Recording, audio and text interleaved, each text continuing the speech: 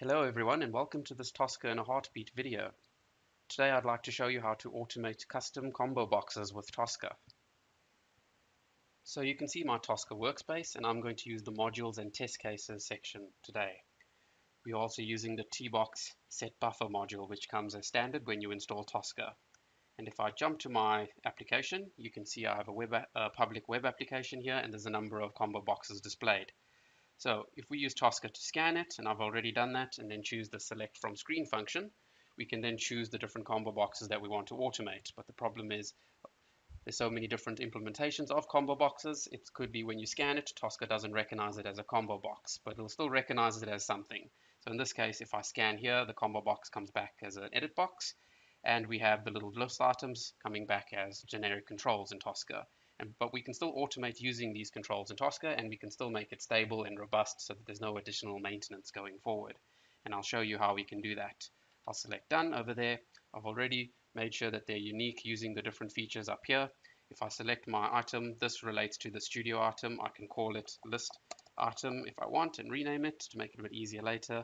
The main thing I want to show you is the identifier here. It's the inner text, but anything that's in this properties tab, you can use it as your identifier. And you can see the studio in particular, that's the value we're using. I'll click save over here. Tosca will save that module for us, and we can use that to automate those couple of steps. So jump back to Tosca. You can see I now have two modules. I'll click on the newly created one, and I'm just going to rename it over here to make it a bit easier so that we can see everything on the screen at once. And I'm going to drag both the buffer module and my created module to my test case section, where we can now use Tosca over here to interact with these controls we've just identified. So there we have the edit box. If I go open that, you can see we can just do a click on it. That'll open up the list item, and then we can also do a click on the one that we actually selected ourselves. Now this is a generic item. It's identified with the studio as an inner text. That'll work for that, but if we wanted to add more list items or they may change in the future, this is not a good way of doing it.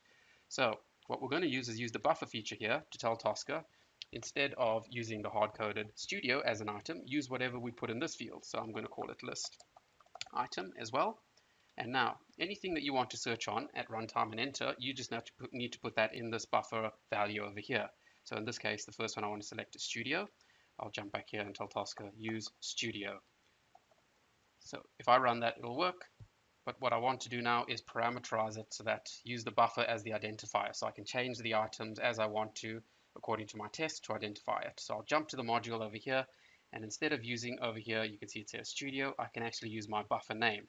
And I called my buffer curly brackets B, square brackets, it was list, space, item. Close the brackets, close that. Now, whatever I put in that buffer value, that's what Tosca is going to look and click on.